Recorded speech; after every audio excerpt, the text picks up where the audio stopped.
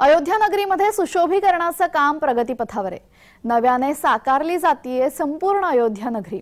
अयोध्येतल्या मुख्य मार्गावर सुशोभीकरणाचं काम जोरात सुरू आहे। मुख्य मार्गांवर उभारलेत सूर्यखांब आणि सूर्यखांबांवर जय श्रीराम आणि जय हनुमानच्या गदेची प्रतिकृती तयार करण्यात आली आहे।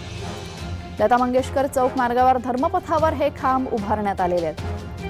अयोध्येत येताना रामराज्यात आल्याचा भास या मार्गावर होतोय।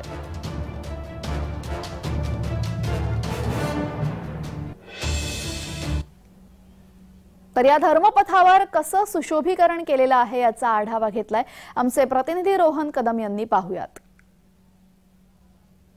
अयोध्या नगरीतील सुशोभीकरणाचं काम आता प्रगतीपथावर असलेलं पाहायला मिळत आहे। आपण आता धर्मपथावरती आहोत आणि याच धर्मपथावरती उगवता सूर्य याचा प्रतिकृती दाखवत एका अर्थाने रामराज्याची नवी सुरुवात होते अशी संकल्पनेच्या आधारे जे आहे ते सुशोभीकरण केलं जात आहे। या संपूर्ण रस्त्यावरती अशा प्रकारचे खांब बांधलेले असून त्याच्यावरती जय श्रीराम आणि हनुमानाची गदा आणि उगवते सूर्य याची चित्रकृती पाहायला मिळते आणि याच्या माध्यमातून रामराज्याचा नव्याने उदय होतोय अशा प्रकारचा संदेश जो आहे तो दिला जात असल्याचं पाहायला मिळत आहे।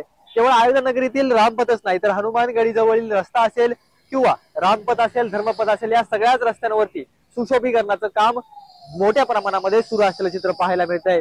येणाऱ्या भाविकांना कोणत्याही प्रकारची गैरसोय होई नाही आणि त्यांना आल्यानंतर आपण खऱ्या अर्थाने रामराज्यामध्ये आलेलो आहोत अशा प्रकारचा भाव मनामध्ये उद्गत व्हावा या भावनेतून जे आहे ते अशा प्रकारचं सुशोभीकरण संपूर्ण अयोध्या नगरीमध्ये सध्या केलेलं पाहायला मिळत आहे। त्यामुळे येणारे भाविक तर सुखावत आहेत परंतु अयोध्या नगरीचं नवं रूप आणि बदलतं रूप हे संपूर्ण जगासमोर नव्याने मांडलं जात आहे।